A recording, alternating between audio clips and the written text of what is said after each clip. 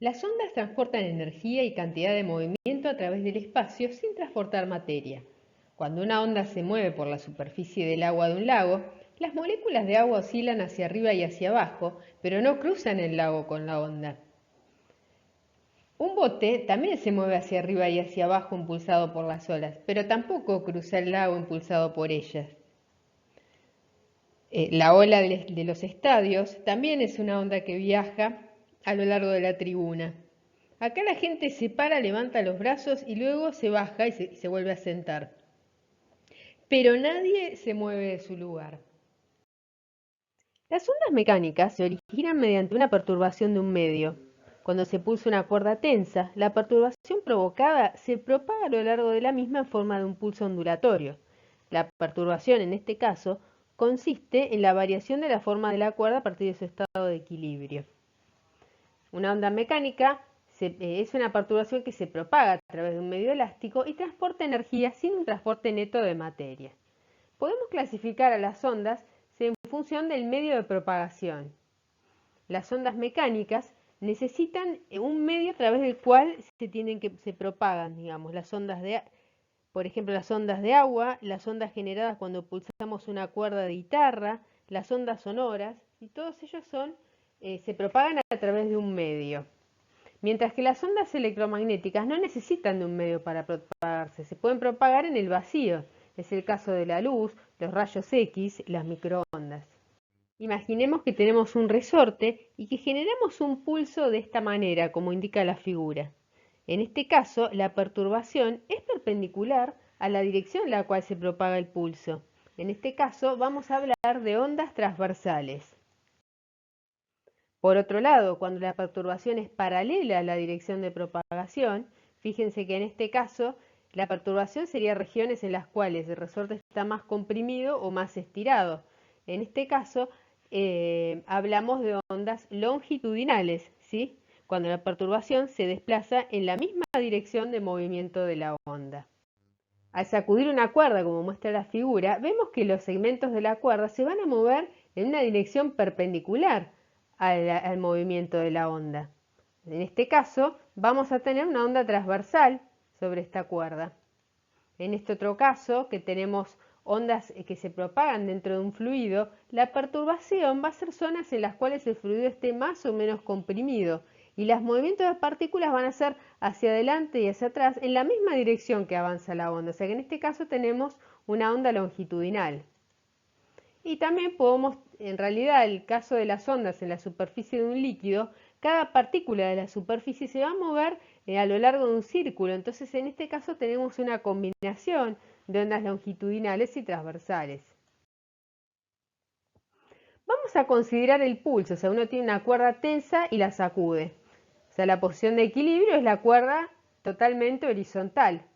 La perturbación es el cambio en la forma de la cuerda. En vez de ser horizontal, tiene esta pequeña formita. Fíjense que va avanzando esta perturbación, ¿sí? Vamos a considerar que no hay dispersión, o sea que a medida que avanza este pulso no se va a deformar, ¿sí? Bueno, un pulso en una cuerda en el instante t igual a 0 estaría indicado acá en la figura. La forma del pulso lo vamos a representar por una función i igual a f de x. El pulso avanza hacia la derecha, entonces un instante posterior tendríamos una situación así. El pulso se ha desplazado por la cuerda, como dijimos recién, sin cambiar su forma.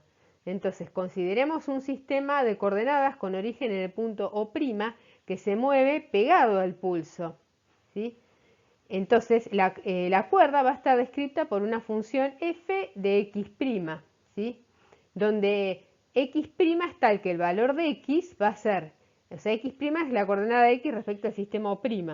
Entonces, el valor de la coordenada x va a ser x' más lo que avanzó el pulso, que es b por t. Entonces, el pulso que lo vamos a describir por una función f de x', x' lo pensamos como que es x menos b por t. Entonces, un pulso que viaja hacia la derecha lo vamos a representar por una función de x y del tiempo, pero no de cualquier manera, como una función en la cual x y el tiempo están unidos mediante esta expresión, x menos b por t. cuando el pulso se propaga hacia la derecha, donde B es la velocidad de propagación del pulso. Y el pulso que viaja a la izquierda será una función de la coordenada posición X y de la coordenada temporal, nuevamente que no está relacionada de cualquier manera, sino que va a ser una función de X más B por T. Bueno, a esta función de X menos B por T o X más B por T se la llama función de onda. Entonces, para una onda que se propaga en una dimensión, la función de onda será función de X menos B por T. En el caso de una onda, de una cuerda, la función de onda representa el desplazamiento transversal de la cuerda. Para las ondas sonoras en el aire, la función de onda puede ser el desplazamiento de longitud de las moléculas longitudinal de las moléculas gaseosas o la presión del aire. Bueno, estas funciones de onda en general son soluciones de una ecuación diferencial que se llama ecuación de onda y que puede deducirse a partir de las leyes de Newton. La ecuación de onda puede deducirse a partir de la segunda ley de Newton. Consideramos un pulso que se está propagando en una cuerda tensa y vamos a considerar la segunda ley de Newton para un segmento de la cuerda tensa. Sobre ese segmento habrá una tensión, que es la F sub T, y la masa por unidad de longitud es lo que está indicado por mu. Bueno, acá aplicamos la segunda ley de Newton en la dirección vertical, acá se los dejo detallados, igual a masa por aceleración. Y llegamos a esta ecuación 1. Esta es la ecuación de onda, nos dice que la derivada parcial de I, o sea, I es la forma de la cuerda, digamos, con respecto a X dos veces es igual a mu sobre la tensión por la derivada parcial de I con respecto al tiempo dos veces. O sea, I, que nos da la forma de la cuerda, digamos el desplazamiento vertical de la cuerda, es una función tanto de la variable X como de la variable temporal. Por eso aparecen las derivadas parciales. Vamos a ver ahora que se puede demostrar que cualquier función de X menos B por T o X más B por T, como habíamos dicho antes, va a ser solución de esta ecuación de onda. Acá les dejo la demostración y a partir de eso llegamos a esta ecuación 2. La ecuación 2 nos dice que la derivada parcial de I con respecto a X dos veces es 1 sobre B cuadrado por la derivada parcial de I con respecto al tiempo dos veces. Recuerden que B en esta expresión es la velocidad con que se propagan las ondas. Esta es la ecuación de onda en forma general. La ecuación 1 es en realidad la ecuación de onda aplicada a una cuerda tensa. La 2 es más general. Entonces, como 1 y 2 tienen que ser compatibles, digamos, para que una función de X menos B por T o X más B por T sean solución de la ecuación 1, llegamos a la conclusión que esto se da si 1 sobre B cuadrado es igual a mu sobre la tensión. De acá saco entonces que B, recordemos que es la velocidad de propagación de las ondas, para el caso de una cuerda, es igual a la raíz de la tensión sobre la masa por unidad de longitud. Bueno, esto en general es así. Una propiedad de las ondas es que su velocidad depende de las propiedades del medio, en este caso la tensión de la cuerda y la masa por unidad de longitud, ¿sí? Para el caso de los pulsos de onda en una cuerda tensa, cuanto mayor es la tensión, más rápidamente se van a propagar las ondas. Y además se propagan más rápidamente cuanto más liviana es la cuerda. Si el extremo de una cuerda lo desplazamos hacia arriba y hacia abajo siguiendo un movimiento armónico simple, se produce un frente de ondas, un tren de ondas sinusoidal que se propaga por la cuerda. Este tipo de onda se llama onda armónica. La forma de la cuerda en un instante de tiempo determinado es una función seno o coseno. O sea, algo así, o sea, esta figura correspondería a un tiempo fijo, como si uno sacara una foto. Cuando la onda se propaga por la cuerda, cada punto de la misma se mueve hacia arriba y hacia abajo, realizando un movimiento armónico simple cuya frecuencia es la misma que la de la gente que mueve el extremo de la cuerda. Considerando la forma de la cuerda en un determinado tiempo, un tiempo fijo, la longitud de onda se observa ahí, es la distancia que existe entre dos puntos equivalentes de la cuerda, por ejemplo, entre dos máximos. La amplitud es la distancia de un máximo a la posición, digamos, horizontal, en la cual la cuerda está sin perturbar. El periodo es el tiempo que tarda un elemento de cuerda en realizar una oscilación completa, y la frecuencia es el número de oscilaciones que se realizan por cada segundo. Fíjense que durante un tiempo igual a un periodo, la cuerda, la onda, digamos, se mueve a una distancia igual a una longitud de onda. Entonces, la velocidad de propagación de la onda la puedo pensar como que es la longitud de onda sobre el periodo. Y bueno, la frecuencia es la inversa del periodo, entonces también lo puedo pensar como que es la frecuencia por la longitud de onda, la velocidad de propagación. Para un tiempo determinado, la función que describe el desplazamiento de la cuerda es esta función, que es la amplitud, por el seno de un parámetro por x, ¿sí? Este parámetro k lo vamos a llamar número de onda y ahora en un ratito lo vamos a interpretar. Ahora, si nos movemos desde un punto x1 hasta otro que distante del anterior en una longitud de onda, entonces la función se tiene que repetir. Entonces el argumento de la función seno va a tener que variar en 2pi, ¿sí? Esto nos lleva entonces a que k, o sea, el argumento de la función seno evaluado en x1 más una longitud de onda menos el argumento de la función seno evaluado en x1 me tiene que dar 2pi. Fíjense que acá se me va acá por x1 y llego a que k es igual a 2pi sobre la longitud de onda, ¿sí? Entonces, a este parámetro k es inversamente proporcional a la longitud de onda y se lo llama número de onda.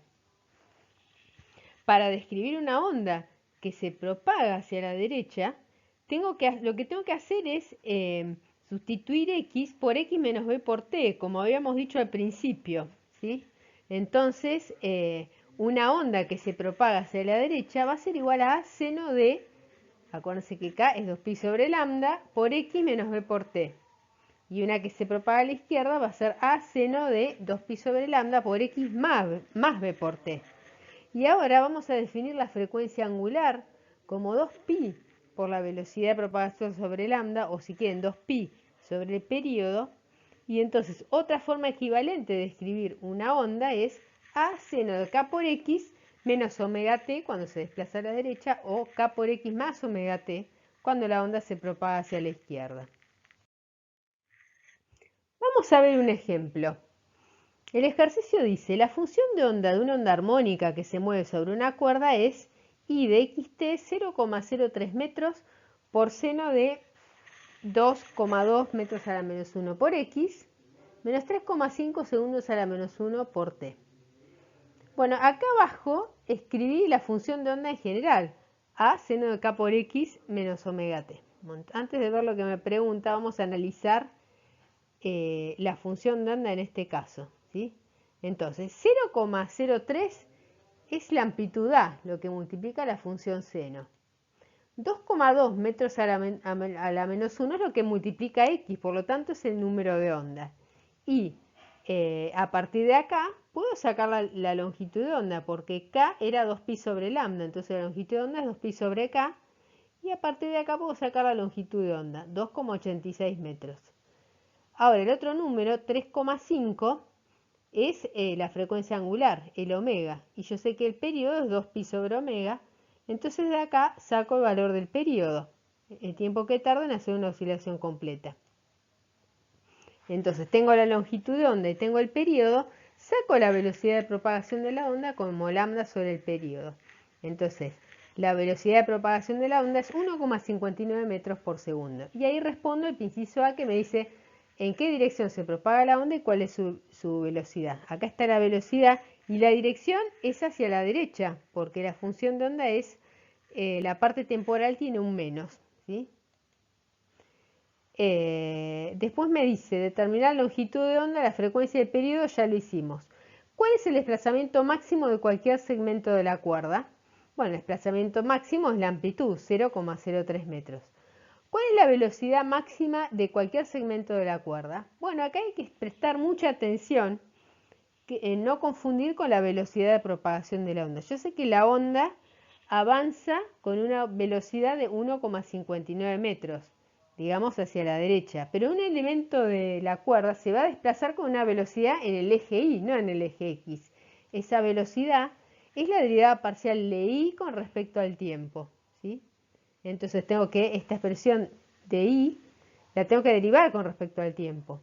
Pero como pide la velocidad máxima, es directamente sería 0,03 metros por la derivada de seno, que es coseno, por la derivada de lo de adentro, que es menos 3,5, ¿sí? Ahí sale ese valor 0,105 metros por segundo. Bueno, las ondas se pueden superponer. Cuando una o más ondas del mismo tipo se encuentran en un punto al mismo tiempo, la amplitud instantánea es la suma de las amplitudes individuales de cada onda. La figura muestra pequeños pulsos de ondas que se mueven en direcciones opuestas en una cuerda. La forma resultante del encuentro de estos pulsos puede determinarse sumando los desplazamientos producidos por cada pulso separadamente. El principio de superposición es una propiedad de movimiento ondulatorio que dice que cuando dos o más ondas se combinan, la onda resultante es la suma algebraica de las ondas individuales. O sea, matemáticamente, cuando tenemos dos pulsos sobre la cuerda, la función de onda total es la suma algebraica de las funciones de onda individuales. En particular, el resultado de la superposición de ondas armónicas de la misma frecuencia depende de la diferencia de fase entre las dos ondas. Entonces, consideremos estas dos funciones de ondas armónicas que se propagan hacia la derecha con amplitud A, frecuencia omega, con número de onda K. Phi es la diferencia de fase entre las dos ondas, ¿sí? Entonces, la onda resultante, por el principio de superposición, va a ser la suma algebraica de las dos ondas. Entonces, en particular, si la diferencia de fase entre las dos ondas es igual a 0, obtenemos lo que se llama interferencia constructiva. Es decir, obtenemos una onda armónica de la misma longitud de onda y frecuencia que I1 y I2, pero la amplitud de la onda resultante es la suma de las amplitudes individuales, o sea, sería en este caso 2A. Por otro lado, y como caso extremo, si la diferencia de fase entre las dos ondas es de 180 grados, obtenemos lo que se llama interferencia destructiva. En este caso, la amplitud de la onda resultante es la diferencia de las amplitudes de las ondas individuales, ¿sí? Entonces, en este caso, el resultado que se obtiene es que se anulan completamente las amplitudes. Bueno, y en general, para una diferencia de fase phi arbitraria, teniendo en cuenta esta identidad matemática, llegamos a que el resultado de la superposición de dos ondas armónicas de igual frecuencia y número de ondas es otra onda armónica que tiene la misma frecuencia y el mismo número de ondas, el mismo K y el mismo omega, ¿sí? En este caso, va a haber la onda resultante tiene una amplitud que es igual a 2A por coseno de la diferencia de fase sobre 2. Y va a tener una fase, digamos, igual a la mitad de la diferencia de fase entre las dos ondas originales, ¿sí? Este sería el caso general. Hay ciertas situaciones en las cuales las ondas están confinadas en el espacio. Imagínense que tenemos una cuerda con los dos extremos fijos. En ese caso, a medida que los pulsos se van propagando, se producen reflexiones en ambos extremos y por lo tanto van a haber ondas moviéndose en los dos sentidos que se van a combinar de acuerdo al principio de superposición.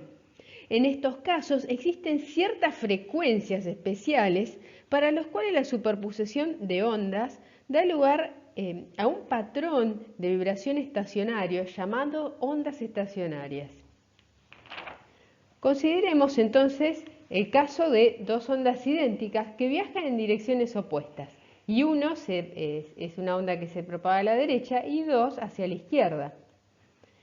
Cuando se superponen, sumamos las dos ondas, tenemos en cuenta esta propiedad y a la expresión matemática que llegamos es a esta expresión. Fíjense que acá tenemos separada la parte espacial, la de K por X, de la temporal. ¿Sí? Omega t está en otra función trigonométrica. O sea, esto no es una onda que se propaga. Acuérdense que en una onda que se propaga tenemos la parte espacial y la temporal juntas en K por X menos omega t. Bueno, acá está separada, ¿sí? Entonces, cuando dos ondas de igual amplitud, longitud de onda y velocidad avanzan en sentido opuesto a través de un medio, van a existir ciertas frecuencias características para las cuales se pueden formar ondas estacionarias. La onda estacionaria no es una onda que se propaga, no es una onda viajera. porque su ecuación no contiene ningún término de la forma x más menos b por t. Entonces, la condición para que se formen ondas estacionarias es tener ondas de igual amplitud y frecuencia, pero que viajen en sentido opuesto, y bajo ciertas frecuencias vamos a obtener un patrón de ondas estacionarias. Vamos a aplicarla ahora al caso específico de una cuerda fija en los dos extremos. Si la cuerda está fija, debemos cumplir las condiciones de borde de que en x igual a 0 y x igual a L, donde L es la longitud de la cuerda en ningún instante de tiempo se desplace. Entonces, como esta es la función que representa el desplazamiento de la cuerda, se debe verificar que y en x igual a 0 y cualquier tiempo debe ser igual a 0, y que y en x igual a L y cualquier tiempo debe ser igual a 0. Esta última condición se va a cumplir cuando el seno de k por L sea igual a 0, y eso se da cuando k por L sea igual a npi. Fíjense que esto nos condiciona a que los valores de k tienen que tomar valores discretos, o sea, no puede ser cualquier valor. A su vez, k es 2pi sobre la longitud de onda. Entonces, como k es discreto, le vamos a poner un subíndice n, y a la longitud de onda también. Entonces, reemplazando la condición de que k por L tiene que ser igual a npi, llegamos a la conclusión que las longitudes de ondas posibles para las cuales podemos obtener modos de vibración estacionarios van a ser 2L sobre n. Y para cada longitud de onda se va a corresponder una frecuencia, que va a ser, como siempre, frecuencia es velocidad de propagación sobre longitud de onda, ¿sí? Pero entonces, estos son conjuntos discretos de valores que nos llevan a los valores de longitud de onda y frecuencia de lo que llamamos modos normales de vibración. Para visualizar las ondas estacionarias les recomiendo que miren este link. El primero es una simulación y el segundo es un video. Bueno, la frecuencia de vibración más baja se llama frecuencia fundamental y produce un patrón de ondas estacionarias como el que se indica en esta figura, que se llama modo fundamental o primer armónico, ¿sí? Fíjense en el esquema que la distancia L corresponde a media longitud de onda, ¿sí? Entonces, de acá sacamos que la longitud de onda correspondiente es igual a 2 veces la longitud de la cuerda. Sabiendo que la frecuencia es la velocidad de propagación sobre la longitud de onda y teniendo en cuenta la expresión de la velocidad de propagación de las ondas, que dependía de la tensión y de la masa por unidad de longitud de la cuerda, llegamos a esta expresión, ¿sí? La segunda frecuencia de vibración más baja se llama, segundo armónico y produce este esquema que se ve acá, ¿sí? Fíjense que acá en la longitud L entra una onda completa, entonces L es igual a una longitud de onda, ¿sí? Y bueno, a partir de acá también sacamos la frecuencia. Fíjense que en este caso hay un punto que no se mueve, ¿sí? Este punto se denomina nodo, ¿sí?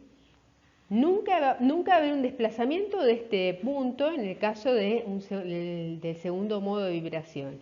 Luego viene el tercer modo de vibración. Fíjense que acá, si miran, en la longitud L entran 3 mitades de longitud de onda. O sea, L es 3 veces lambda sobre 2, con lo cual saco que la longitud de onda del tercer modo de vibración es 2/3 de la longitud de la cuerda. En este caso hay 2 nodos, hay 2 puntos que nunca se desplazan, ¿sí? Bueno, y en general la longitud de onda la pueden expresar como 2L sobre n, donde n es el número del modo de vibración, ¿sí? En general traten de no recordar esta expresión de memoria, sino más bien de visualizar estos dibujos y a partir de acá deducir. Fíjese que algo importante es que las frecuencias, que acá no las fui poniendo, pero la frecuencia del segundo modo es 2 veces la del primero y la del tercer modo es 3 veces la del modo fundamental. O sea, las frecuencias de vibración son múltiplos enteros de las frecuencias del modo fundamental. Vamos a ver un ejemplo. Dice, la velocidad de las ondas transversales en una cuerda tensa es de 200 metros por segundo. Si la cuerda tiene 5 metros de largo, hallar la frecuencia fundamental y la del segundo armónico. Bueno, el modo fundamental es este, lo grafico, y de acá veo, de vuelta, sin recordar ninguna expresión de memoria, veo que acá hay media longitud de onda, entonces L es lambda sobre 2. Entonces de acá me doy cuenta que lambda es 2 veces L. Como L es 5 metros, la longitud de onda de modo fundamental me da 10 metros. Luego, digo, la frecuencia de modo fundamental es la velocidad de propagación de las ondas sobre la longitud de onda.